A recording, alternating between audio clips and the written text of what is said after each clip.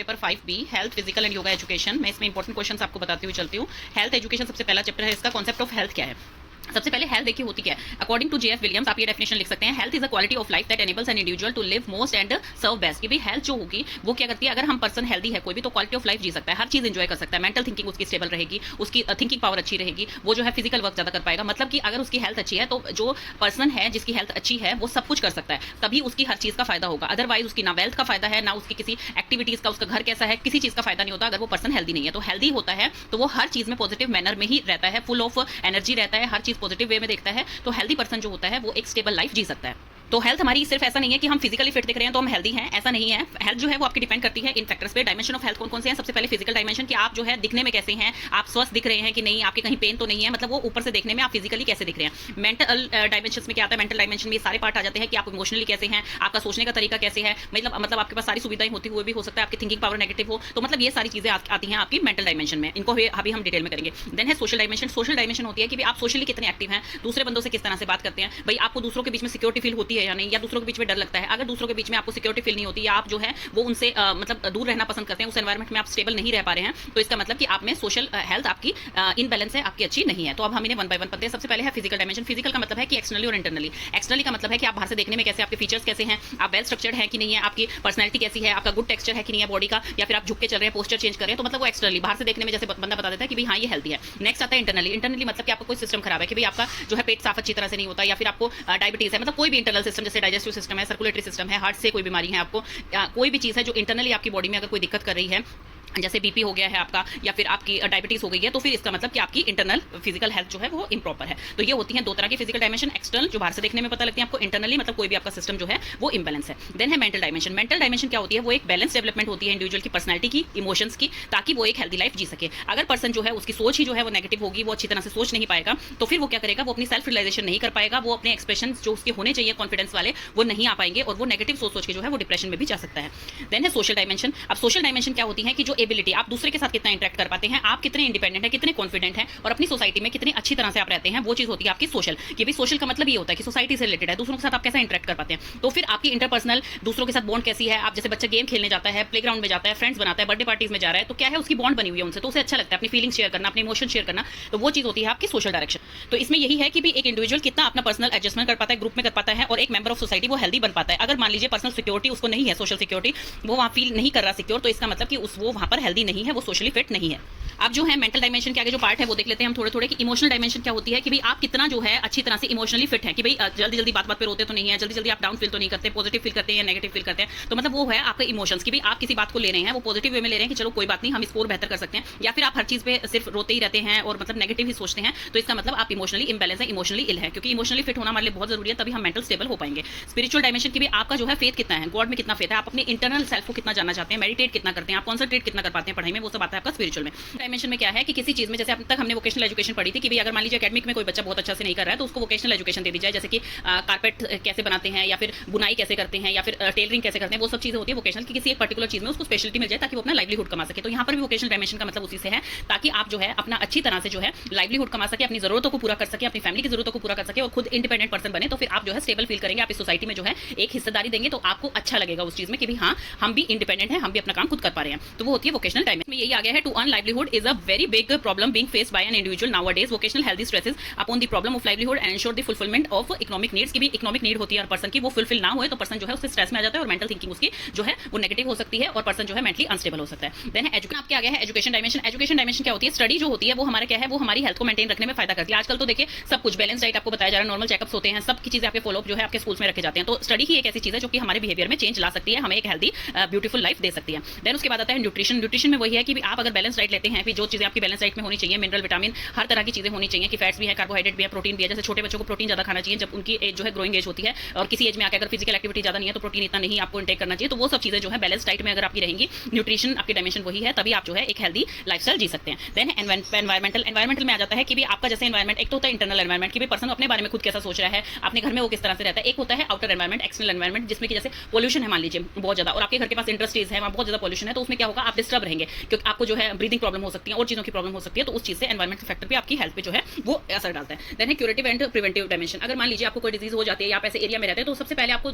जैसे आजकल तो बहुत ज़्यादा अवेयरनेस हो रही है गवर्नमेंट की तरफ से, हर चीज़ के जो है पोस्टर से आपको बताया जाता है, एड्स के द्वारा बताया जाता है, कैंपेन्स चलाए जाते हैं। तो उससे क्या है कि वो अगर डिजीज आपको हो भी गई है या मान लीजिए फैल रही है वो कोई डिजीज और उसके बारे में आपको पहले से ही प्रिवेंटिव एक्शंस पता है, तो आप वो करके जो है हेल्दी रह सकते हैं। तो ये थे आपके बिल्कुल इजी वे में मैंने बता दिया डायमेंशन ऑफ हेल्थ। देन है फैक्टर इन्फ्लुएंसिंग हेल्थ की भी कौन कौन से फैक्टर हैं जो कि आपके हेल्थ को इन्फ्लुएंस करते हैं। तो यही होता है कि prevention is better than cure, कि भाई आप उस चीज को आने से ही रोक देंगे तो उसकी इलाज आपको नहीं करवाना पड़ेगा। तो सबसे बढ़िया होता है कि उस चीज को प्रिवेंट ही कर दिया जाए। जब आप अवेयर होंगे किस चीज के बारे में कि ये डिजीज ऐसे फैलती है या मॉस्किटो से फैलती है या फिर कम्युनिकेबल डिजीज है, आपको मास्क लगाने चाहिए, तो आप उस चीज में पहले से ही जो है सतर्क रहेंगे और अच्छी तरह से अपने आप को बचा सकते हैं। तो वही होता है prevention is better than cure. अगर आप डेली जो है 1-2 पिल्स डेली ले रहे हैं किसी बीमारी के लिए, तो वो आपने उसको क्या कर रहे हैं, आप उसका इलाज करवा रहे हैं, तो वो एक हेल्थ पॉइंट ऑफ व्यू से हेल्दी नहीं कहलाएगा। वो चीज भी क्या है कि आप उसका क्योर करें। अगर उसको प्रिवेंट ही कर दें, अपने बच्चों को आगे आने वाली जनरेशन में उस चीज उनको अवेयर कर दें कि आपको प्रॉपर इम्यूनाइजेशन लेनी है। इसमें जो है यही है कि अवेयरनेस जितनी होगी तो बीमारी से उतनी ही रोकथाम हो सकती है। जैसे कि बच्चों की इम्यूनाइजेशन होती है प्रॉपर, आजकल गवर्नमेंट में भी कार्ड बना के दिया जाता है, प्राइवेट हॉस्पिटल में भी कार्ड बना के दिया जाता है, अकॉर्डिंग टू डेट आप जो है उसको ध्यान रख सकते हैं। इवन मैसेजेस भी आ जाते हैं आपके पास कि इस एज में ये इंजेक्शन आपको लगवाना है बच्चे को, तो उससे भी जो है काफी सारी डिजीज आप जो है प्रिवेंट कर सकते हैं। अब इसके फैक्टर आ गए। सबसे पहले है बायोलॉजिकल फैक्टर या फिर इसे आप हेरिडिटरी फैक्टर भी कह सकते हैं।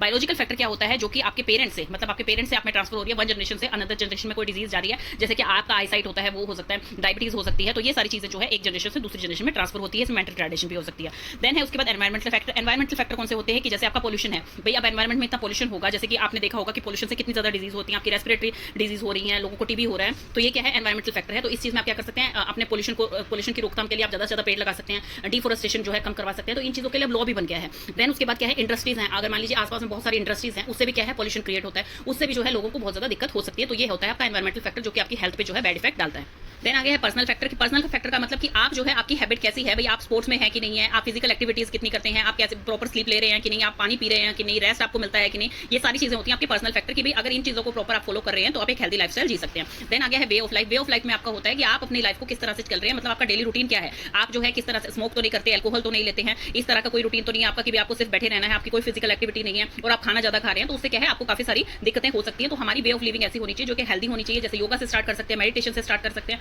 आपकी फिजिकल एक्टिविटीज प्रॉपर रहे, तो इन चीजों का आपको प्रॉपर ध्यान रखना चाहिए। आगे सोशियो इकोनॉमिक कंडीशन। इसमें क्या होता है कि जैसे सोशो इकोनॉमिक, सोशल क्या होता है, जैसे आप सोसाइटी में किस तरह पे रहते हैं, आपकी एजुकेशन सिस्टम कैसी है, आप किस तरह का जो है डाइट लेते हैं, आपका कैसा एम्प्लॉयमेंट है। अब इकोनॉमिकल में यही आ गया कि आपका कैसा एम्प्लॉयमेंट है, आप कैसी जॉब लगे हुए हैं, आप अपनी नीड्स को पूरा कर पा रहे हैं कि नहीं कर पा रहे हैं, वो भी डिपेंड करता है कि आपका हेल्दी जब भी रह पाएंगे, जब आपकी नीड्स पूरी होंगी तभी तो आप डेली रूटीन अपना जो है एक हेल्दी रूटीन बना पाएंगे ना, कि मुझे इस टाइम पे एक्सरसाइज करनी है, इस टाइम पे मुझे ये डाइट लेनी है, इस टाइम पे मुझे ऐसे जाना है, फिजिकल एक्टिविटीज करनी है, वो सारा डिपेंड करता है आपका सोशो इकोनॉमिक कंडीशन पे। देन आपका आ गया है हेल्थ सर्विसेज। हेल्थ सर्विसेज का मतलब है कि आप देखिए हेल्दी कब रह पाएंगे, जब आपको अवेयरनेस हो, आपकी पर्सनल सर्विसेज आपको मिले, मतलब जैसे कि अगर आप बीमार हैं या आपको कोई दिक्कत लग रही है तो उसके प्रॉपर टेस्ट हो गए, डॉक्टर डायग्नोस करेगा, उस हिसाब से दवाई देगा। तो इसी तरह से क्या है अलग अलग कैंपेन चलाए जाने चाहिए, प्रोग्राम चलाए जाने चाहिए, जिससे कि आपको डिजीज के बारे में थोड़ी अवेयरनेस हो जाए कि इस टाइम जो है डेंगू बहुत ज्यादा फैलता है या इस टाइम कोविड आया है, तो आपको ये प्रिकॉशंस लेने चाहिए, इस तरह से आप क्योर कर सकते हैं। तो वो होती है आपकी हेल्थ सर्विसेज कि भाई वो आपको हेल्प करें कि आप अपनी हेल्थ को किस तरह से इंप्रूव कर सकते हैं।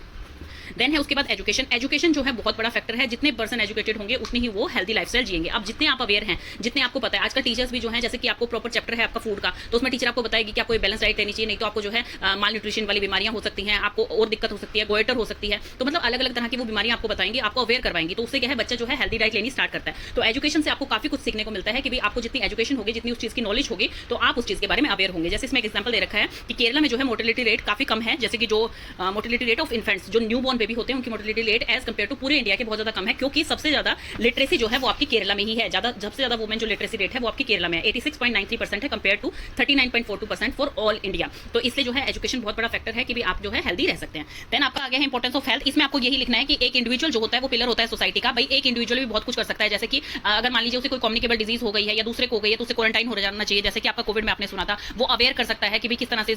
इससे रोकथाम हो सकती है, अपने एक्सपीरियंस शेयर कर सकता है कि मुझे अगर ये डिजीज हुई थी तो आपने ये चीज नहीं करनी। वेलफेयर प्रोग्राम चलाए जा सकते हैं जिससे कि हेल्थ जो है वो आप हेल्दी रह सकते हैं, स्पोर्ट्स कर सकते हैं, आप फिजिकल एक्टिविटीज कर सकते हैं। तो ये सारी चीजें आप इंपॉर्टेंस ऑफ हेल्थ में लिख सकते हैं। इसकी आप स्टार्टिंग ऐसे कर सकते हैं। एक प्रोवर्ब है बहुत ही famous, if wealth is lost nothing is lost, if character is lost something is lost, but if health is lost then everything is lost. अगर आपकी हेल्थ ही अच्छी नहीं है तो इसका मतलब आपके पास कुछ नहीं है, कितनी भी आपके पास धन दौलत सुविधाएं हो, आप जो है किसी को भी यूज नहीं कर पाएंगे अगर आप हेल्दी नहीं है। तो इसमें एक बहुत ही इंपॉर्टेंट ये बता रखा है कि भाई ये 10 पॉइंट्स है, अगर आपके पास हेल्थ नहीं है तो विजडम भी नहीं है, आर्ट भी नहीं है, साइंस भी डेवलप नहीं हो सकती है, स्ट्रेंथ भी नहीं है आपके अंदर कि किसी बीमारी से आप लड़ सकें, वेल्थ भी यूजलेस है आपके लिए और इंटेलिजेंस भी जो है वो आप कहीं अप्लाई नहीं कर सकते हैं। अगर आपके पास हेल्थ है, अगर आपके पास कोई डिजीज नहीं है, तो आप वर्क हार्ड कर सकते हैं, एफिशिएंसी के साथ कर सकते हैं, लॉट ऑफ एनर्जी के साथ कर सकते हैं। स्ट्रेन और स्ट्रेस आपसे दूर रहेगा, चेयरफुल रहेंगे आप, करेज आप में रहेगा, फ्रीडम रहेगी, आपको एंग्जाइटी से दूर रहेंगे, मतलब स्ट्रेस से दूर रहेंगे, सेल्फ कंट्रोल आप में आएगा, सेल्फ कॉन्फिडेंस आएगा, एक सेंस ऑफ वेलबींग आएगी और होलसम मेंटल एटीट्यूड, मतलब आप मेंटली फिट रहेंगे, आप हर चीज को पॉजिटिव वे में लेंगे और रेगुलेटरी रहेगी आपकी वर्क के अंदर। तो ये चीजें हैं एब्सेंस में, और ये चीजें हैं आपकी कि भी आप जब हेल्दी हैं तब है, और यहाँ जब आप हेल्दी नहीं है, ये पॉइंट्स तब लिखने हैं आपको। तो ये आप लिख के आ सकते हैं। बाकी इसमें इतना इंपॉर्टेंट नहीं है, इसमें आप हेल्थ के बारे में पूछा जाए तो थोड़ा थोड़ा आप ये प्रोवर्ब बता दी, इसकी डेफिनेशन बता दी, और ये बता दिया कि अगर आप हेल्दी नहीं है तो क्या क्या होता है और हेल्दी है तो क्या होता है, और फिर इसके फैक्टर्स आप बता सकते हैं अगर आपकी 16 मार्क्स में आता है तो, क्योंकि ये इंटर रिलेटेड है, सारे हेल्थ से ही रिलेटेड है इस पूरे चैप्टर में। देन आ जाती है हेल्थ एजुकेशन। हेल्थ एजुकेशन क्या होती है कि भाई आपको उस चीज के बारे में नॉलेज देना, एजुकेशन से रिलेटेड है नॉलेज, कि भाई एक इंडिविजुअल को उसकी नॉलेज देना, कि उसे प्रैक्टिस करवाना कि आप जो है किस तरह से हेल्दी रह सकते हैं, किस तरह से जो है आप बीमारियों को दूर कर सकते हैं। और एजुकेशन जो है, जैसे मान लीजिए आपकी एकेडमिक स्कूल की एजुकेशन है, वो आपकी कब स्टार्ट हो सकती है, जब एक पर्सन हेल्दी होता है, जब एक स्टूडेंट हेल्दी होता है, तभी जो है आप जो है इंटेलिजेंस लेवल अपना अप्लाई कर सकते हैं, जैसे हमने पीछे पढ़ा था, और तभी जो है आप कोई चीज अंडरस्टैंड कर पाते हैं, कोई चीज को समझ पाते हैं। अगर आप हेल्दी ही नहीं है तो फिर आप एजुकेशन भी नहीं ले सकते हैं, फिर आप फिजिकली फिट भी नहीं रह सकते हैं, सोसाइटी का भी एक पार्ट जो है हेल्दीपन में नहीं बन सकते हैं। तो ये चीजें आपकी आती हैं कि भी आपकी हेल्थ एजुकेशन आपको किस चीज में फायदा करती है। The students health is the basic to achieve the aim of education, कि आपको अगर एजुकेशन अचीव करनी है तो फिर आपकी हेल्थ अच्छी होनी बहुत जरूरी है। और ये डिपेंड किस पे करता है, आपकी हैबिट्स पे करता है, आपकी नॉलेज पे करता है कि आप कितने अवेयर हैं, आप सोशली और कम्युनिटी में कितने हेल्दी हैं। तो इस चीजों पे डिपेंड करता है कि आपके इंटरपर्सनल रिलेशनशिप कैसे हैं, हर जगह पे आप कितने अवेयर हैं किसी चीज के बारे में। तो इसकी एक डेफिनेशन आप इसमें according to report of committee on health education, इसमें क्या है, हेल्थ एजुकेशन जो है वो एक ऐसा प्रोसेस है that bridge the gap between the health information, जो कि आपकी हेल्थ इन्फॉर्मेशन और हेल्थ प्रैक्टिस के बीच का जो गैप है उस चीज को रिमूव करता है। हेल्थ एजुकेशन जो है मोटिवेट करता है पर्सन को, उसको इन्फॉर्मेशन देता है ताकि वो जो है हेल्दियर लाइफस्टाइल अपना सके बाय अवॉइडिंग सम कुछ जो उसके लिए हार्मफुल चीजें हैं, जैसे उसका लाइफस्टाइल हार्मफुल है या फिर वो फिजिकल एक्टिविटी नहीं कर रहा है, तो वो सारी चीजें जो उसके लिए हार्मफुल हैं उन चीजों को अवॉइड करके और एक ऐसी हैबिट्स बना सके जो कि उसके लिए फायदेमंद है, जो कि एक हेल्थ उसको बेनिफिट दे सकती है। तो हेल्थ एजुकेशन में क्या क्या चीजें सीखी जाती है, बेसिक हेल्थ कॉन्सेप्ट की भी आप हेल्दी कैसे रह सकते हैं, इंडिविजुअल और कम्युनिटी बिहेवियर की भी आप अल्टीमेट हेल्थ गोल कैसे अचीव कर सकते हैं। भाई जब सब हेल्दी होंगे आपके सामने, आपको दिखेगा कि भाई डेली यहाँ पर जो है ये वॉक करने के लिए जाते हैं, योगा के कैंपेन चल रहे हैं, मेडिटेशन करते हैं लोग, तो ऑफकोर्स है आपका भी मन करेगा, आप भी जागरूक होंगे उस चीज को अपनाने के लिए। Translation by means of education processes, कि भाई आपको जो है अलग अलग तरीके से आपके सेमिनार्स हो उस चीज के ऊपर, आपकी जो है लाइफ स्किल्स की क्लासेस लगे, आपकी जो है प्रॉपर स्पोर्ट्स की क्लासेस जो है आपके स्कूल में होनी चाहिए, तो उसे ही कहा जाता है कि आपको हेल्थ एजुकेशन प्रॉपर दी जा रही है, ताकि आप जो है कोई भी रिस्क ऑफ डिजीज जो है उसको रिड्यूस कर सके, उसको कम कर सके। अब जैसे एजुकेशन एंड हेल्थ एजुकेशन में क्या है, अभी तक आपने पढ़ा था कि आप 3 तरह की चीजें पढ़ते हैं। एक होती है आपकी जो कि कॉग्निटिव डेवलपमेंट होती है, जिसे कि आप हेड से रिलेट करते हैं, आपकी मेंटल स्किल से रिलेट करते हैं। एक होती है अफेक्टिव डोमेन, जो कि आपने ब्लूम्स टैक्सोनॉमी में पढ़ रखी है, होती है अफेक्टिव डोमेन, जो कि आप हार्ट से रिलेट करते हैं कि भी आप उसको कितनी अच्छी तरह से सोच पा रहे हैं, कितनी अच्छी तरह से फॉलो कर पा रहे हैं और कितनी अच्छी तरह से उस चीज का ज्ञान आप ले पा रहे हैं। देन आती है हैंड की, जो कि साइकोमोटर डोमेन होती है कि भी आप जो है कितनी अच्छी तरह से फाइन मोटर स्किल्स है, ग्रोस मोटर स्किल है, कैसे लिख पा रहे हैं, कैसे बोल पा रहे हैं, ये सब चीजें आपकी आती है कि आप वो एक्टिविटी कर कैसे पा रहे हैं, वो आपकी हैंड से आती है, साइकोमोटर डोमेन। तो अब इसमें एक चौथी चीज और इंट्रोड्यूस हो गई है हेल्थ की, अगर आपके हेल्दी है तो आप हर चीज को अच्छी तरह से फॉलो कर पाएंगे और अच्छी तरह से जो है उस चीज का मतलब यूज कर पाएंगे अपनी एजुकेशन में, अपने लाइवलीहुड के लिए, अपनी जॉब्स में। तो एजुकेशन और जो हेल्थ एजुकेशन है वो क्लोजली रिलेटेड है एक दूसरे से, और इसीलिए जो है ये एक दूसरे को कॉम्प्लीमेंट भी करती है अच्छी तरह से। एम एंड ऑब्जेक्टिव क्या है हेल्थ एजुकेशन, तो एम एंड आप देखिए, आपको खुद को देखने से हेल्थ एजुकेशन क्या लग रहा है, इसका एम यही है कि भी आप जो है उसको बताते हैं, अगले पर्सन को एक एजुकेशन देते हैं कि भी आपको किस तरह की एक्टिविटीज करनी है, क्या क्या चीजें आपको करनी है जिससे कि आप हेल्थ प्रॉब्लम से दूर रह सकते हैं और एक हेल्दी लाइफस्टाइल अपना सकते हैं, वो होता है health education. Health education expert आपको कह रहे हैं the aim of health education is to help people to achieve health by their own action और एफर्ट, की भी आपने खुद के एफर्ट से ही पर्सन जो है वो हेल्दी रह सकता है। इस तरह की एजुकेशन उसको दी जानी चाहिए कि मतलब आप किसी ने आपको अवेयर कर दिया, एजुकेशन दे दी है प्रॉपर, एक मान लीजिए कैंपेन चला गया था, तो आपको जो है उसकी एजुकेशन दे दी गई है कि इस बीमारी से आप ऐसे बच सकते हैं, आप अपना लाइफस्टाइल भी अपना सकते हैं। जैसे कि आजकल आप देखते हैं कि हम अपना कैसा टाइम टेबल बनाएं, कैसे डाइट लें जो प्रॉपर हम हेल्दी रहें, या फिर हम जो है मोटापे को कम कर सकें, तो वो चीज क्या है आपको अवेयर करवाया जा रहा है। जैसे यूट्यूब पे आप वीडियो देख रहे हैं, किसी कैंपेन में जा रहे हैं, किसी डाइटिशियन के पास जा रहे हैं, तो उस चीज में आपको अवेयर करवाया जा रहा है, तो वो एक तरह की क्या है आपको एजुकेशन दी जा रही है उसके बारे में, तो वही कहलाती है आपकी हेल्थ एजुकेशन, कि एक इंडिविजुअल का एक प्रोसेस बन जाए कि मुझे सुबह उठ के योगा करनी है, हेल्दी डाइट लेनी है, तो मैं हेल्थ जो है बेनिफिट्स ले सकता हूं, तो वही होती है आपकी हेल्थ एजुकेशन, कि भाई आपको हेल्प कर रही है एजुकेशन कि भाई आप किस तरह से हेल्दी रह सकते हैं, कि भाई उन्होंने एक आपको डायरेक्शन दे दी है कि भाई आपकी ये चीजें फॉलो करके आप अपनी हेल्दी लाइफस्टाइल अपना सकते हैं। ऑब्जेक्टिव क्या है, ऑब्जेक्टिव यही होता है कि उस चीज को कैसे अपनाया, मतलब कैसे आप जो है आउटकम दे सकते हैं उसका, कि भी आपको एक हेल्थ एजुकेशन दे दी, उसका मेन ऑब्जेक्टिव क्या है, ताकि पर्सन हेल्दी रह सके, उसके सारे रिजल्ट जो है वो पॉजिटिव आए, वही होता है आपका कि उसका ऑब्जेक्ट, कि भाई आपके इसके ऑब्जेक्टिव क्या है, to maintain healthy environment to the school, school में हेल्दी एनवायरमेंट हो, क्योर एंड प्रिवेंटिव एक्शंस उसके बताए जाए, आपकी नॉलेज अवेयरनेस करवाई जाए उस चीज के बारे में, आपको जो है प्रॉपर जो है आपके चेकअप्स होने चाहिए, जैसे टीचर करवाए आपको कोई भी अगर आप जो है पोस्चर में डिफिकल्टी है, किसी भी चीज में डिफिकल्टी है, तो उसको जो है रेमेडीज कैसे दे सकते हैं, ठीक कैसे कर सकते हैं, आपको वो चीज सिखाई जाए। आपको जो है स्कूल, होम, कम्युनिटी, इनके बीच में जो है एक जो है इंटरलिंक बना के चलाया जाए कि अगर टीचर को कोई चीज बच्चे के बारे में दिक्कत लगती है तो वो उसके पेरेंट्स को बताए, पेरेंट्स उस चीज को ठीक करें, कम्युनिटी में ऐसे होता है तो वो भी इंटर रिलेटेड है कि एक दूसरे को बता के उस चीज को आप ठीक कर सकते हैं। क्योंकि देखिए एक इंडिविजुअल होता है, इंडिविजुअल ही ग्रुप बनाता है, ग्रुप ही कम्युनिटी बनाती है और कम्युनिटी ही सोसाइटी बनाती है। अगर हमारे इंडिविजुअल्स हेल्दी होंगे, उनको अवेयरनेस होगी, वो चीज़ों को आगे जो है स्प्रेड कर सकते हैं, बता सकते हैं दूसरों को, प्रिवेंटिव एक्शंस ले सकते हैं, तो वैसे ही हमारा ग्रुप बनेगा, हेल्दी ग्रुप बनेगा और हेल्दी कम्युनिटी और हेल्दी सोसाइटी को देगा, तो इसी तरह से आपका नेशन भी हेल्दी बनेगा। तो इसमें क्या होता है, आपको बेनिफिट की बेटरमेंट ऑफ ह्यूमन रिलेशनशिप। तो प्रॉपर ऑब्जेक्टिव क्या होगा कि आपके रिलेशनशिप जो है हेल्दी बनते हैं, आप खुद हेल्दी रहते हैं, यही एक ऑब्जेक्टिव है आपकी हेल्थ एजुकेशन का, कि भी आपको जितना अवेयर किया जाएगा आप उतनी ही हेल्थ जो है बेनिफिट ले सकते हैं। तो हेल्थ एजुकेशन में आपको सब कुछ सिखाया जाता है कि आप अपने आप जो है पोल्यूशन है आपके एनवायरमेंट में, उसको सेव कैसे कर सकते हैं, ज्यादा से ज्यादा ट्री लगाइए, डिफोरेस्टेशन को कम कीजिए, हेल्थ के बारे में अवेयरनेस फैलाइए लोगों को, अपने घर के आसपास पानी मत इकट्ठा होने दीजिए, कूड़ा मत इकट्ठा होने दीजिए, क्लीन रखिए, हाइजीनिक रखिए, ये सारी चीजें आपको हेल्थ एजुकेशन में दी जाती है। तो एम एंड ऑब्जेक्टिव इसका प्रॉपर डिटेल में आप कैसे लिखना है आपको, to provide the knowledge of first aid, कि भी फर्स्ट एड क्या होती है। फर्स्ट एड सबसे पहली वो, तभी इसका नाम फर्स्ट एड है, कि भाई सबसे पहली वो दवाई आपको दी जाती है जो कि आपके लिए बहुत ही ज्यादा जरूरी है at the time of emergency. मान लीजिए किसी को चोट लगी है,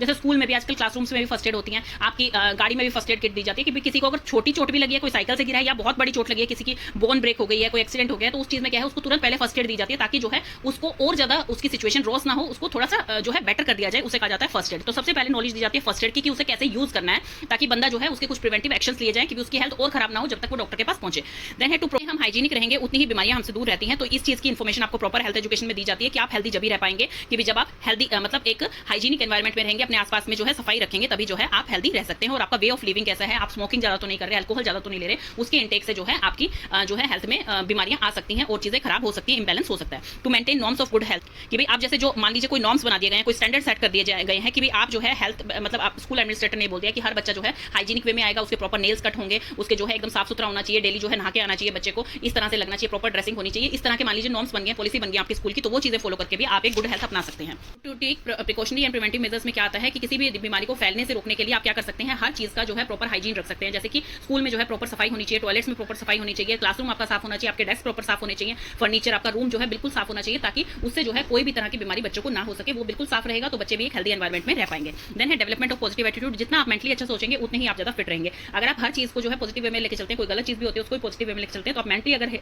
हेल्थ आपकी अच्छी है, पॉजिटिव है, तो फिर आप जो है कोई भी काम फुल एनर्जी के साथ कर सकते हैं, आप जो है हमेशा एनर्जाइज रहेंगे, करेज के साथ रहेंगे, सेल्फ कॉन्फिडेंस आप में रहेगा। देन है to take curative measures. Curative measures होते हैं कि मान लीजिए आपके दांत में थोड़ा सा दर्द शुरू हुआ है, या आंख में जो है थोड़ा सा ब्लड विजन हो गया, तो तुरंत आप डॉक्टर को जाइए, चेकअप करवाइए और उसके रिमेडियल चीजें लीजिए कि उसको कैसे क्योर किया जा सकता है। ऐसा नहीं कि जब वो पूरी तरह से ही दिक्कत करने लग जाए, पूरी तरह से आपको दर्द होने लग जाए, तभी आप डॉक्टर के पास जा रहे हैं, तो उसके पास कोई इलाज नहीं बचा है। तो ऐसा नहीं, जब आपके स्टार्टिंग हो तभी जो है आपको मेजर्स ले लेने चाहिए। To develop and promote mental and emotional health, कि भाई आप जो है अपनी मेंटल एंड इमोशनल हेल्थ जो है वो दोनों आपकी बैलेंस में रहनी चाहिए, कि भाई मेंटली आप कैसे हैं। मान लीजिए आपकी थिंकिंग ही नेगेटिव है, तो आपको जल्दी जल्दी रोना आएगा, जल्दी जल्दी खुश होंगे आप, तो वो क्या है, आपको उस चीज में बैलेंस नहीं है आपका, कि भाई आप अपने कंट्रोल नहीं कर पा रहे हैं उन इमोशंस को, तो वो चीजों का बैलेंस भी आपका बहुत जरूरी है। नेक्स्ट आ गया है to develop a sense of civic responsibility. इसमें क्या है, बच्चा एक रिस्पांसिबल सिटीजन होना चाहिए, बच्चे की रिस्पांसिबिलिटी है कि इस चीज को फॉलो करे, कि भाई हेल्थ एजुकेशन जैसे आपको दी जा रही है, आप वो प्रॉपर रिस्पांसिबली उस चीज को फॉलो कर रहे हैं। जैसे कि आपको बताया जाए कि पोल्यूशन आपको कम करना है, साथ में सफाई रखनी है, हर चीज मतलब वो एक आपकी कंट्री डेमोक्रेटिक कंट्री है, आपको यहाँ पर क्या है अपनी आजादी से सब कुछ आप कर सकते हैं। तो एक इंडिविजुअल भी जो है बहुत चेंज ला सकता है। तो वही है कि अपनी रिस्पांसिबिलिटी हर बच्चे को समझनी चाहिए कि मुझे ये चीज करनी है, मुझे इस चीज में अपना योगदान देना है।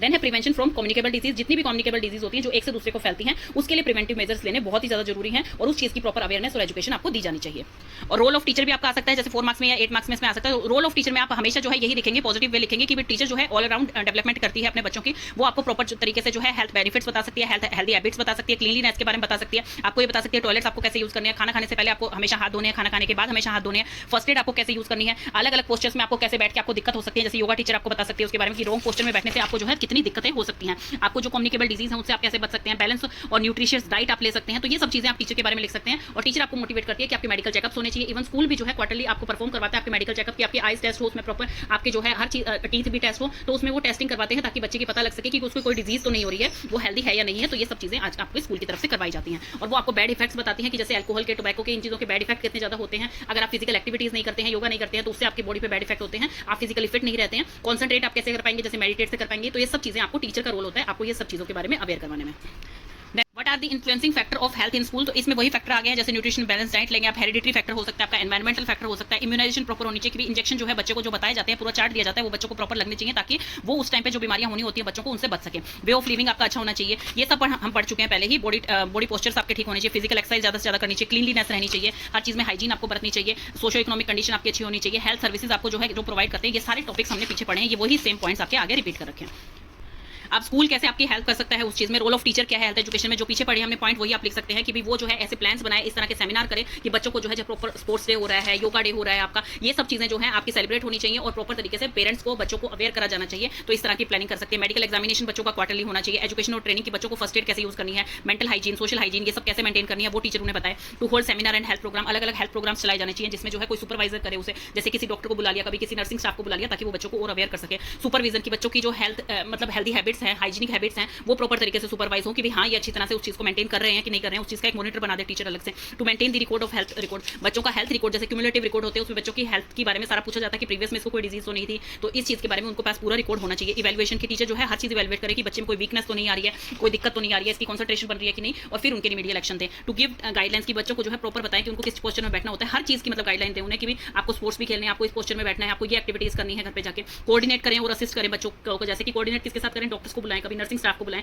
ताकि वो जो है बच्चों को और भी चीजें अवेयर कर पाए। फॉलो प्रोग्राम्स चलाए जाएं कि भाई टीचर को अगर कुछ लग रहा है कि बच्चा जो है गलत तरीके से बैठता है या उसकी मेडिकल एग्जामिनेशन जो है वो अच्छा नहीं आया रिपोर्ट, तो वो उसके प्रिंसिपल को बताए, प्रिंसिपल जो है पेरेंट्स को बताएं, मतलब प्रॉपर फॉलो अप हो उसका, ताकि जो है वो इंटर करेक्ट होकर और जो है बच्चे पे रिमेडीज कर सकें। देन है स्पेशल अटेंशन और न्यूट्रिशन की, न्यूट्रिशियस डाइट उनको बताएं प्रॉपर की न्यूट्रिशियस डाइट कैसे ली जाती है, हेल्दी एनवायरमेंट उनके लिए बनाएं, कम्युनिकेबल डिजीज से कैसे वो प्रिवेंट कर सकते हैं, कंट्रोल कर सकते हैं, उस चीज के बारे में बताएं। यही चीजें आपकी बार बार हेल्थ एजुकेशन में रिपीट होंगी, चाहे स्कूल को देनी हो चाहे सोसाइटी को देनी है, तो ये सारी चीजें आप उसमें लिख सकते हैं। देन आगे है role of school and society कि भाई होम का क्या रोल होता है। होम जो होती है वो प्राइमरी एजेंसी होती है, आपको पता है कि बच्चे की कोई भी चीज जो है वो होम से स्टार्ट होती है। सबसे पहले सोशल एजेंसी आपकी होम ही कही जाती है। बच्चा किस तरह के कपड़े पहनता है, किस तरह से वो खाता है, किस तरह से क्लीनलीनेस है, वो सारी चीजें अपने पेरेंट्स से वो सीखता है। और बच्चे की फर्स्ट जो एजेंसी है वो उसके पेरेंट है, तभी वो जो है उसे फूड शेल्टर ये सब चीजें पेरेंट की रिस्पॉन्सिबिलिटी है कि इकोनॉमिक कंडीशन अपने बच्चों की जो नीड्स हैं वो पेरेंट पूरी करें उस चीज को, और प्रॉपर उन्हें बताएं कि भाई इस तरह से आपको कपड़े पहनने चाहिए, ऐसे आपको हैंड वॉश करने चाहिए, इस तरह से आप जो है क्लीनलीनेस मेंटेन कर सकते हैं, इस तरह से आपको बैलेंस डाइट लेनी चाहिए, आपको मॉर्निंग में योगा करनी चाहिए। ये सब चीजें उसको पेरेंट ही जो है उसकी ट्रेनिंग देते हैं। देन स्कूल आ गया है। स्कूल जो है वो सिर्फ आपके जो है एक वो एजेंसी नहीं है कि एकेडमी की आपको सिखाए, आप हर तरह की डेवलपमेंट जो है वो स्कूल में करते हैं, जैसे कि आपके मोरल डेवलपमेंट है, आपकी क्या ड्यूटीज हैं देश के प्रति, एक अच्छा सिटीजन बनने के प्रति, और आप सोसाइटी में अच्छी तरह किस तरह रह सकते हैं, फ्रेंडशिप बॉन्ड किस तरह से बन सकता है, वो सब चीजें आप स्कूल से सीखते हैं। देन उसके बाद कम्युनिटी आ जाती है। कम्युनिटी एक पार्ट है, देखिए जैसे मैंने बताया था कि इंडिविजुअल है, इंडिविजुअल के बाद वो ग्रुप बनता है, ग्रुप के बाद कम्युनिटी बनती है, कम्युनिटी के बाद सोसाइटी बनती है। तो वही इसी तरह से जैसे आपका नेबरहुड कैसा है, आपके ट्रेडिशन कैसे हैं, आपके कस्टम कैसे हैं, आप फेस्टिवल किस तरह से मनाते हैं, वो सब चीजें आपकी कम्युनिटी में आती हैं। देन आपका कल्चर आता है कि कल्चर मतलब आपकी लैंग्वेज कैसी है, आपका ड्रेसिंग सेंस कैसा है, आपके बिलीफ कैसे हैं, आपके कौन से गेम्स खेले जाते हैं, कौन से स्पोर्ट्स खेले जाते हैं आपकी कम्युनिटी में कल्चर में, तो उस तरह की चीजें जो हैं वो भी आपको एनरिच करती हैं कि भी आप किस तरह से हेल्दी रह सकते हैं। वो चारों चीजें मैंने आपको बता दी। इसके बाद स्कूल में ये 3 चीजें और लिख सकते हैं कि स्कूल में जो हेल्थ एजुकेशन दी जाती है उसमें क्या होना चाहिए, हेल्थफुल स्कूल लिविंग होनी चाहिए। हेल्थफुल स्कूल लिविंग का मतलब है कि आपकी जो है आपकी इंफ्रास्ट्रक्चर कैसा है, स्कूल आपने कैसा बनवाया है, बच्चों को आप कितना टाइम दे पा रहे हैं, सैनिटेशन वहाँ प्रॉपर होनी चाहिए, वाटर सप्लाई प्रॉपर होनी चाहिए, गेम एंड स्पोर्ट्स के पीरियड प्रॉपर होने चाहिए, बच्चों के लिए लाइफ स्किल की क्लासेस लगाई जानी चाहिए, काउंसलर होने चाहिए स्कूल में, जो कि आजकल हर जगह अवेलेबल होते हैं, जैसे साइकोलॉजिस्ट बोलते हैं हमें, काउंसलर बोलते हैं, लाइफ स्किल टीचर बोलते हैं उसे। तो ये चीजें होनी चाहिए। इसमें है हेल्थ स्कूल लिविंग। देन है आता है आपका हेल्थ इंस्ट्रक्शन कि भाई आप जो है बच्चे को प्रॉपर इंस्ट्रक्ट करें, आपको किस तरह का फूड खाना चाहिए, आपको किस तरह की हैबिट्स करनी चाहिए, आपको ये चीज फॉलो करनी चाहिए, मतलब उनको स्टैंडर्ड्स बता दिए जाए, पॉलिसी बता दी जाए, आपको ये चीजें करनी चाहिए, किस तरह से आप हाइजीन और हेल्थ अपनी मेंटेन कर सकते हैं। तो इसमें क्या होती है, इंस्ट्रक्शंस दी जाती है उन बच्चों को। अगर वो उस चीज को फॉलो नहीं कर पाती है, किस चीज में वीक पाए जाते हैं, तो स्कूल ही उन्हें जो है रिमीडियल एक्शन देता है, उनके पेरेंट्स के साथ मिलकर, उनकी सोसाइटी के साथ मिलकर। तो ये होता है आपका कि हेल्थ इंस्ट्रक्शन को कैसे दी जाती है। हेल्थ सर्विसेज में क्या आता है, जैसे कि आप उनको सर्विस कौन सी दे रहे हैं, भाई किस तरह की सर्विसेज आप उन्हें प्रोवाइड कर रहे हैं, जैसे कि मेडिकल डिपार्टमेंट जो है स्कूल में होना चाहिए, हेल्थ एजुकेटर स्कूल में होना चाहिए, डिस्पेंसरी होनी चाहिए स्कूल में, red cross unit of school होनी चाहिए, स्पोर्ट्स डिपार्टमेंट होना चाहिए, ताकि बच्चों को जो है फिजिकल एजुकेशन प्रॉपर तरीके से दी जा सके। मतलब ये एजेंसीज हैं जिनकी की सुपरविजन जो है बच्चे के लिए जरूरी है, जो कि आपकी सर्विसेज स्कूल के अंदर प्रोवाइड होनी चाहिए। तो ये 3 तरह की चीजें हैं, वो मैंने आपको बता दी। नेक्स्ट आपका आता है concept and types of yoga. Yoga आपका इंपॉर्टेंट टॉपिक है। इसमें योगा क्या होता है, योगा होता है आपका टू ज्वाइन, किस चीज से ज्वाइन करता है, जीवात्मा मतलब आपका individual soul, and supreme power मतलब परमात्मा। आपको आप एक जीवात्मा को मतलब एक आपकी इनर सोल को आपको परमात्मा के साथ जोड़ता है, उसे योगा कहा जाता है, मतलब यूनियन विद गॉड। तो इसमें क्या है, बहुत ही महत्व है हिंदू सिविलाइजेशन में, वेद्स में, किसका, योगा का। तो अब योगा होती क्या है, इसके टाइप्स क्या होते हैं, वो सब हम पढ़ने वाले हैं। The withdrawal of sense organ from the worldly object and their control is yoga. भाई योगा करने से आपको क्या होता है, जो मटेरियलिस्टिक चीजें हैं जो आपको सामने दिखती हैं, जो कि यूजलेस हैं, भाई किसी के लिए ये परमानेंट नहीं होती है, चेंज होती रहती है, तो वो सब चीजों से आपका ध्यान हट जाता है, आपके सेंसेस हट जाते हैं। सेंसेस कौन से, भाई आपको देखना, वो इतना ज्यादा जो अट्रैक्ट करती हैं चीजें, उन पे ध्यान नहीं रहता आपको जो सूंघ के बहुत ज्यादा टेस्टी लगता है, खाना आपको बहुत टेस्टी लगता है, उस पर आपका ध्यान नहीं रहता है। टेस्ट जो है आपको थोड़ी देर के लिए कोई टेस्ट अच्छा लगता है तो वो आपको मतलब ध्यान नहीं रहता है उस पर। कुछ चीजें सुनते हैं, आप कानों से सुन रहे हैं जो कि अच्छी नहीं है, या आप जो बोल रहे हैं किसी को कुछ अब्यूजिंग लैंग्वेज बोल रहे हैं, किसी चीज को टच कर रहे हैं, तो वो सब चीजों से आपका ध्यान हट जाता है मटेरियलिस्टिक चीजों पे, और किस चीज पे लग जाता है, परमात्मा पे ध्यान लग जाता है। उसे कहा जाता है योगा, कि भाई आपका जो है the withdrawal of senses organ from the worldly object, जो वर्ल्ड के ऑब्जेक्ट है उनसे ध्यान हटके, and their control is yoga, उसके कंट्रोल को ही कहा जाता है योगा, कि आपका सब चीजों पे कंट्रोल आ गया है। योगा किस चीज को मिलकर बनी है? चित्त, वृत्त, निरोध। तो चित्त क्या होता है? चित्त होता है नॉलेज ऑफ बीइंग, कि भी आप खुद क्या है, अपनी नॉलेज, कि भी आप खुद हैं क्या, आप एक क्या सोल हैं, आपके अंदर क्या है। जैसे मान लीजिए कोई इंसान मरता है तो उसके अंदर से ऐसी क्या चीज थी जो चली गई है, उस इनर सोल के बारे में जानना, उसे कहा जाता है चित्त। देन है वृत्ति। वृत्ति क्या होती है? कि नॉलेज ऑफ इंस्ट्रक्शंस, कि भी आप किस तरह की इंस्ट्रक्शंस ले रहे हैं, आपके माइंड में क्या चल रहा है, आउटसाइड वर्ल्ड क्या चल रहा है, अंदर क्या चल रहा है आपके अंदर में, तो वो होता है आपका नॉलेज ऑफ इंस्ट्रक्शंस, कि भी आप किस तरह की इंस्ट्रक्शंस ले रहे हैं। देन है निरोध। निरोध मतलब कि किस तरह से कंट्रोल कर रहे हैं, आप चीज को इनिबिट कर रहे हैं। पहले तो इसमें सबसे पहले आप अपनी नॉलेज लेंगे कि भी हमारे अंदर एक सोल है, हमें उसकी जो है नॉलेज लेनी है, सेल्फ अपना एक्सप्रेशन करना है कि भी हम खुद है क्या। देन है इंस्ट्रक्शन, की क्या क्या इंस्ट्रक्शंस आपको लेनी पड़ेंगी, माइंड को किस तरह का सोचना पड़ेगा, किस तरह कंसंट्रेट करना पड़ेगा कि हम जो है प्रॉपर तरीके से इंस्ट्रक्शन में चलकर जो है परमात्मा से जुड़ सकें। विरोध का मतलब है कंट्रोल, की हर चीज पे आपका कंट्रोल आ गया है, कि भी आपका सेंस ऑर्गन या बाहर की जो चीजें आपको अट्रैक्ट करती थी वो अट्रैक्ट नहीं कर रही है, आपका उस चीज पे कंट्रोल आ गया कि मुझे ये चीजें। यही है नॉन चित्त का मतलब होता है हम अपने बारे में जाने, उस चीज की इंस्ट्रक्शन लें कि भी हम उस चीज को कैसे प्राप्त कर सकते हैं, और फिर हमारा कंट्रोल आ जाए कि भी हाँ हमें मेटेरियलिस्टिक चीजें जो है वो अट्रैक्ट नहीं कर रही हैं, और हमें जो है प्रॉपर सुप्रीम पावर को पाना है, उस चीज की हमारे अंदर योग्यता आ जाए और हमें मेडिटेशन करना आ जाए और हमें पता लग जाए कि हमारा इनर सेल्फ क्या है, तो उसी को कहा जाता है yoga. According to great philosopher and former president doctor Radhakrishnan ji, उन्होंने कहा था yoga is an ancient technique way which leads to man from darkness to light, कि भी एक इतनी पावर है योगा के अंदर कि एक अंधकार से निकालकर वो एक उजाले तक ले आता है। मतलब आपको सब कुछ पता लग जाता है हम असलियत में है क्या। योगा का मतलब होता है कि यूनियन ऑफ आत्मा परमात्मा के साथ, वो हमारी सारी की सारी जो नेगेटिव पावर होती है उसको बाहर निकाल देती है और हम पॉजिटिविटी में आ जाते हैं, हमारे थॉट्स को प्योर करती है, हमारी फीलिंग्स को प्योर करती है, हम एनर्जाइज रहते हैं, हम अपने अंदर कॉन्फिडेंट रहते हैं और हमें नॉलेज मिल जाती है कि हम सक्सेसफुल किस तरह से हो सकते हैं, हमारी कंसंट्रेशन कैसे लग सकती है, वो सारी चीजें आपको योगा सिखाती है। टाइप्स ऑफ योगा कौन कौन से हैं? सबसे पहले आ जाती है राजयोगा। योगा में क्या होता है, ये किंग ऑफ योगा कही जाती है। इसमें क्या है, आपकी सेल्फ रियलाइजेशन हो जाती है, मतलब कर्म, भक्ति, जानना, कि भाई कर्म क्या है, आपकी ड्यूटीज क्या है, आपके वर्क क्या है, भक्ति आप कितने डिवोटेड हैं गॉड के प्रति, और जानना मतलब कि आपको कितनी नॉलेज हो रही है अपने आप के प्रति, कि मतलब आप अपने आप को सेल्फ रियलाइज कर पा रहे हैं किस चीज के द्वारा, मेडिटेशन के द्वारा। मतलब मेडिटेशन क्या होती है, कंसंट्रेट करना होता है, चाहे आप मंत्र पे कंसंट्रेट करें, किसी आइडल पे करें, किसी भी चीज पे करें, ताकि आप जो है अपने माइंड को स्टेबल बना पाए और एक सुप्रीम पावर को जान पाए कि हम अंदर क्या है, हम एक्चुअल में है क्या। तो वो चीज होती है कि इनर सोल के बारे में आप जान पा रहे हैं, तो उसे कहा जाता है राजयोगा। देन है ज्ञान योगा। ज्ञान का मतलब होता है कि जानना, किसी चीज को जानना, मतलब कि उस चीज की नॉलेज लेना, कि भाई हमारी जो खुद की आइडेंटिटी है उस चीज को जानना। तो इसमें यही कह रखा है to explore knowledge and to know and understand the self, the greater self leading to moksha, कि भाई आपको जो है अंत में मोक्ष प्राप्त हो जाता है। मोक्ष क्या होता है, जिसमें जन्म मृत्यु इन चक्रों से आप छूट जाते हैं और अंत में जो है आप मोक्ष को प्राप्त करते हैं। इसका ज्ञान आपको कैसे होता है, एक होता है स्थूल ज्ञान। स्थूल ज्ञान का मतलब होता है कि वर्ल्डली ऑब्जेक्ट, की जो आपको दिखाई दे रही है मेटेरियलिस्टिक चीजें, उस चीजों का ज्ञान होना। और एक होता है सूक्ष्म ज्ञान। सूक्ष्म ज्ञान का मतलब है कि आपको अपनी सेल्फ रियलाइजेशन होगी, आपको ब्रह्म का ज्ञान हो गया, उसे कहा जाता है सूक्ष्म ज्ञान। तो ज्ञान से क्या है, ज्ञान से आपकी जो लाइफ है वो आपको एक पर्ल की तरह चमकती हुई दिखेगी, कि असलियत में आप जैसे मेडिटेशन करते हैं तो क्या बोलते हैं कि आपको जो है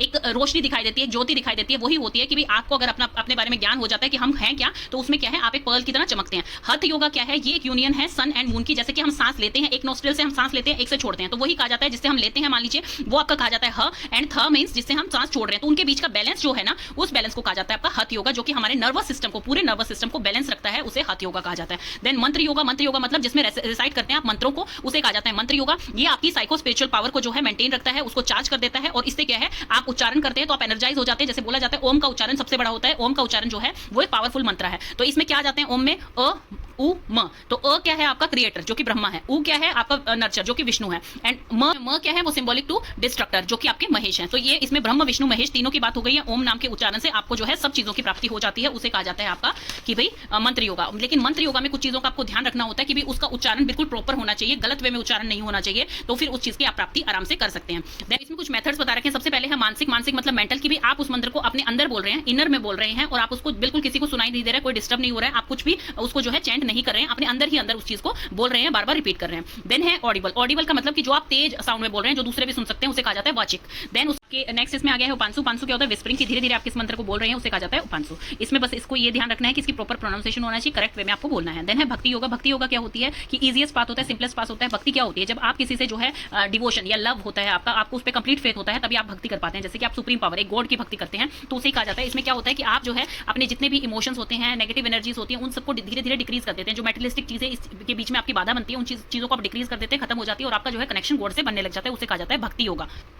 देन है कर्म योगा। कर्म योगा मतलब कि आप कैसा काम कर रहे हैं, ड्यूटी कर रहे हैं, और फिर उस चीज से जो है आप प्राप्त कर रहे हैं, मतलब कि आप जो है पॉजिटिव चीजें कर रहे हैं, दूसरों की हेल्प कर रहे हैं, हेल्पफुल नेचर है आपका, तो उसे कहा जाता है भक्ति योगा। तो इसीलिए इसे कहा गया है कर्म योगा। कर्म योगा का मतलब होता है एक्शन, कि भी आप एक्शन कर रहे हैं, कोई काम कर रहे हैं और फिर उसके इफेक्ट को देख रहे हैं। जैसे कि बोला जाता है ना, गीता में भी ये श्लोक है कि कर्म करे जाओ, फल की चिंता मत करो, तो उसे कहा जाता है कि भी आप अपने अच्छे कर्म कीजिए, अपना वर्क जो है वो बिल्कुल फेथफुली करिए, आप घर के काम अगर कर रहे हैं वो फेथफुली करिए दूसरों के लिए, आप हर चीज जो है दूसरों के लव एंड अफेक्शन में करिए, नेगेटिव सोच के किसी भी चीज को मत करिए, तो उसे कहा जाता है कर्म योगा, कि भाई karma yogis should not have not attachment to the fruit of action, कि भी उस चीज से हमें फल क्या मिलेगा, मैं ये कर्म कर रहा हूँ या इसकी हेल्प कर रहा हूँ, तो वो चीज आप छोड़ दीजिए, वो चीज आप सुप्रीम पावर पे छोड़ दीजिए और आप सिर्फ अपने कर्म कीजिए, उसे कहा जाता है कर्म योगा। लय योगा, लय योगा क्या होती है? रिद्म। जैसे कि आप बोलते हैं ना किसी गाने को गाते हुए कि हाँ वो बहुत लय में गा रहा था या लय में नहीं गा रहा था, तो उसे कहा जाता है लय योगा। सबसे हाईएस्ट एम होता है लाइफ का, जो कि आप मोक्ष की प्राप्ति कर सकते हैं, कि या तो कंप्लीटली जैसे बंदा उसमें डिसॉल्व हो गया, खो गया है अच्छी तरह से, कि भी उसी चीज में अब उसका ध्यान है, कि मटेरियलिस्टिक चीजों से उसका लगाव नहीं रहा है, इसी चीज में उसका ध्यान है, अच्छे कर्म करने हैं, पॉजिटिव थिंकिंग बनानी है, दूसरों के लिए हेल्पफुल नेचर रखना है, अपना काम जो है प्रॉपर फेथफुली करना है, तो उसी चीज को कहा जाता है आपका कि प्रॉपर जो है